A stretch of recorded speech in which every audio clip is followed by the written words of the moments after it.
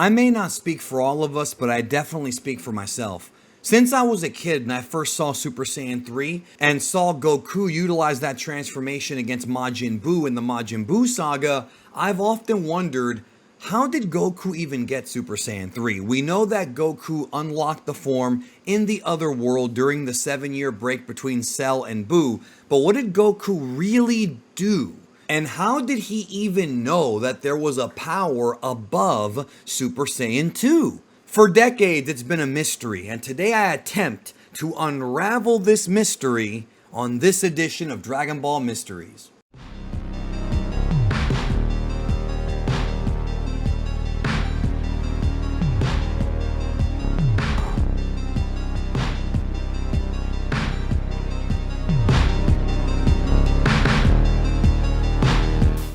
I'm going to attempt to unravel this mystery here on this video, but I want to first of all say two important things. Number one, if you want to learn more about Super Saiyan 3, the form itself, and what we know, a complete package of what the form actually is, check out the transformation guide here on the channel covering Super Saiyan 3. And secondly, a lot of what I discuss here on this video is going to be purely theoretical. However, I try to make my theories more well thought out than a lot of other people, and I'll sit here and cram for hours trying to figure out what makes the most sense. So understand that most of this video is purely theoretical. However, it's an educated theory, not just one pulled out of my rear end, because there's plenty of those on YouTube. So first of all, I want to examine the facts. Let's look at the facts.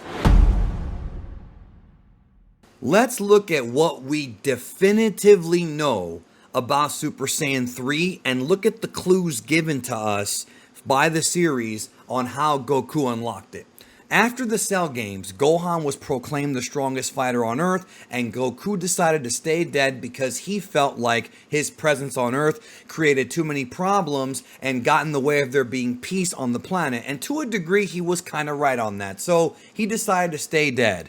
During that time, Gohan grew up. Vegeta continued training on his own, even though he gave up fighting because Goku was dead, and was able to unlock Super Saiyan 2. But judging by the end of the Cell saga, there was nothing at all that hinted that there was a transformation above Super Saiyan 2. In fact, if you go back to 1993, it wasn't even called Super Saiyan 2. It was called the Super Saiyan Beyond Super Saiyan, or Super Saiyan Grade 5. Now, the reason why I bring this up is because if you go back and reread or rewatch the anime, Super Saiyan 1 is definitely teased several chapters / several episodes before we actually see Goku power up and transform against Frieza in that saga. And then in the Cell saga, it was almost like they teased going beyond Super Saiyan throughout the entirety of the arc, to where Vegeta and Trunks and of course Goku would figure out how to use the Super Saiyan grades,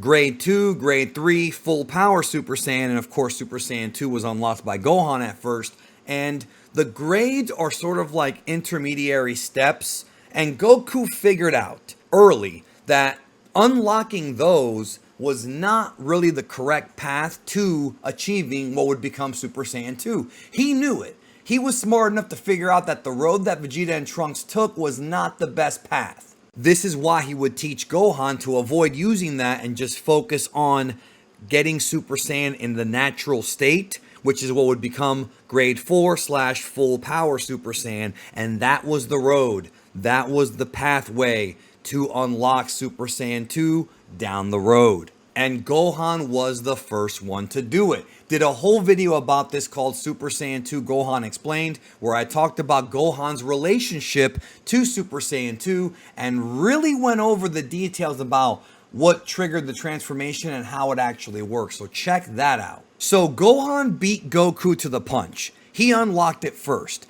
And we know that at some point during the 7-year time skip, both Goku and Vegeta also were able to reach Super Saiyan 2 after Gohan did. One thing we don't know for sure is who got there first, but based on how the manga sort of treats Goku and Gohan during this time as opposed to Vegeta, I'm going to theorize that Goku figured out Super Saiyan 2 before Vegeta did, only because Goku had the formula on how to use the full powered version before Vegeta, and thus he sort of had his mind in the game. He sort of had knowledge or that presumption, that hypothesis internally that would pay dividends for Gohan and later Goku. But we definitely know they both got the form because they would show this off during the early parts of the Majin Buu saga, specifically during the Majin Vegeta part. But during the entire Majin Vegeta fight, Goku chose not to use Super Saiyan 3. Vegeta had no idea that Goku had another form, and presumably neither did the audience who was reading this in Japan or watching the anime for the first time. But Goku did, and we saw him debut that form against Majin Buu. Now, the reason as to why Goku chose not to use Super Saiyan 3 is because he knew that Super Saiyan 3 was a stamina guzzler, and he knew that if he fought Majin Buu and used Super Saiyan 3, it would drain the remaining time he had on Earth via the one-day allowance clause that fortune teller Baba gave him. But when Majin Buu and Babidi attacked West City, that's when Goku realized, I'm not going to do anything in Super Saiyan 2. I have to use SS3 to be able to at least compete with this guy. And that's what he did. So that's our first clue right there. Our first clue is that Goku developed this technique in the afterlife, but knew that it was a stamina guzzler. But even Goku didn't realize how much stamina it took until the final fight with Kid Buu, when he was unable to transform into Super Saiyan 3 because his body was burnt out. But Goku, being dead in the afterlife and having an afterlife body, was able to maintain the form longer. But when he was mortal, it was even harder to transform. And that's kind of the problem with Super Saiyan 3. So what that tells me, as somebody who studied this franchise up and down start to finish, is that Goku didn't develop Super Saiyan 3 or discover it until shortly before his appearance at the tournament, beginning his one day back on Earth.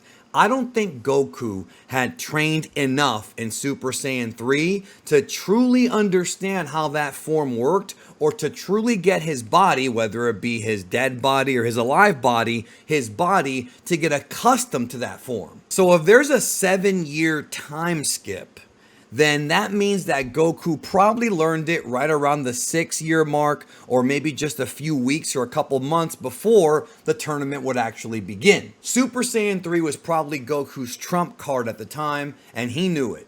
But what he didn't know was, like I mentioned, how many issues it had. I think the key to figuring out Super Saiyan 3 is by looking at Super Saiyan 2. So how do I think it happened? I think the key to unlocking Super Saiyan 3 is by going back and looking at Super Saiyan 2. During the 7-year time skip, I feel like at some point early in the 7-year time skip, Goku was able to reach Super Saiyan 2 like Gohan did during the Cell game. And I feel like during that time, Goku trained, of course, in the afterlife with the North Kaio and maybe some other, other world characters. And I feel like this allowed him to fully master Super Saiyan 2. And I feel this way because if you look at the Majin Buu saga, the early part, especially with Goku fighting Yakan and later Majin Vegeta, Goku has no sweat and no issues whatsoever using Super Saiyan 2. Even Vegeta recognized that Goku's Super Saiyan 2 was still above his, which means that Goku probably felt more comfortable using the form than even Vegeta did. I outlined this in my Super Saiyan 2 Vegeta explained video. We went into detail about the Vegeta choice to become Majin and how Goku's SS2 was higher than Vegeta's. And to me, that means that Goku was very comfortable fighting in Super Saiyan 2 throughout most of the 7-year time skip. Leave a like down below if you agree, and if you don't agree, leave a like anyways and leave a comment because I'm almost done here. We're about to get to the good part. So if we analyze those clues I already discussed and then also look at how Goku's transformation against Majin Buu looked and the fact that it took some time, that tells me that the fact it took so long for Goku to finalize that transformation means he had not quite yet figured it out. So that adds once again to my suspicion that he didn't discover this form until shortly before the Majin Buu saga. But how did he discover it? Well, let's go back and look at the Cell saga and look at his goal. Goku was able to, by himself, figure out grade 2, grade 3, full power, and he knew there was something above. And he looked at Gohan and said, okay, well, Gohan has all this potential. When you take the human Saiyan blood and combine it, you've got this incredibly highly potentialed warrior who is more emotionally tethered to the human race than even Goku is. Now, you have to remember that in the other world, Goku did nothing but train. Yes, the anime did have the other world tournament. We saw that with Paikuhan and all that stuff, but that happened early in the 7-year skip. We're talking about deeper near the end.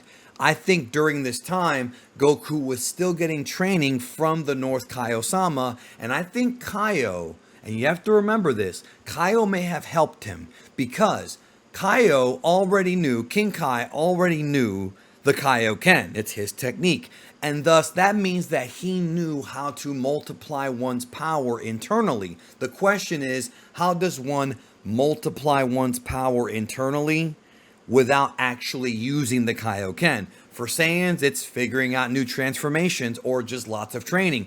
Goku did nothing but train in the other world. Train and probably eat. No quality time with Gohan or with Chi-Chi. There was none of that. All he did was just train. Now, here's the kicker.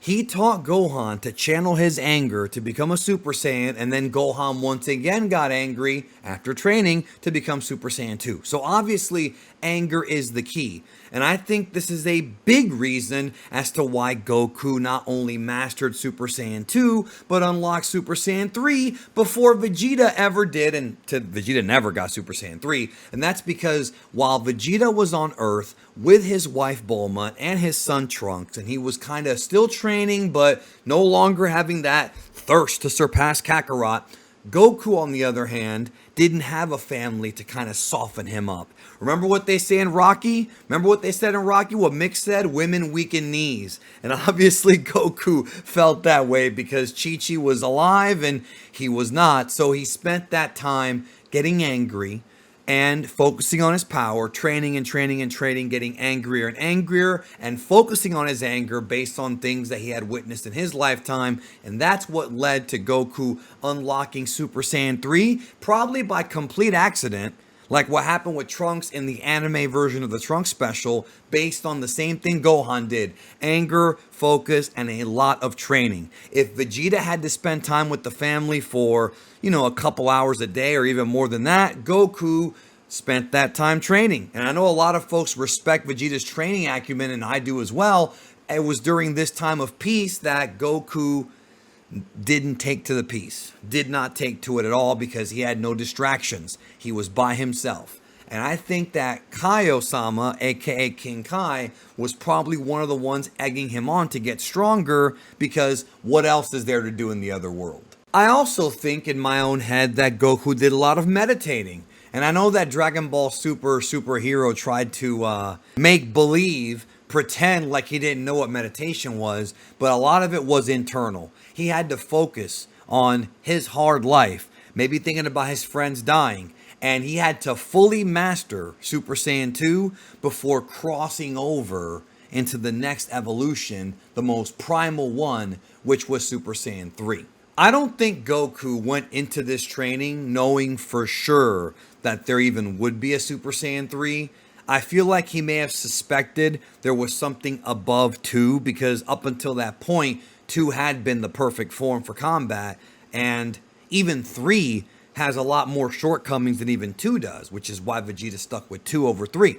But I also think that whether Goku suspected that there was a Super Saiyan 3 or not, I still feel like he did not really learn that transformation until shortly before the Majin Buu saga, and thus did not have enough time to truly test it. And there was probably very few people in the other world who could have really fought him in Super Saiyan 3. Let's not forget that Beerus and Whis and those characters were nowhere to be found around this time. So I can say there may have been like a really strong warrior in the other world that could have challenged Goku or trained him or whatever.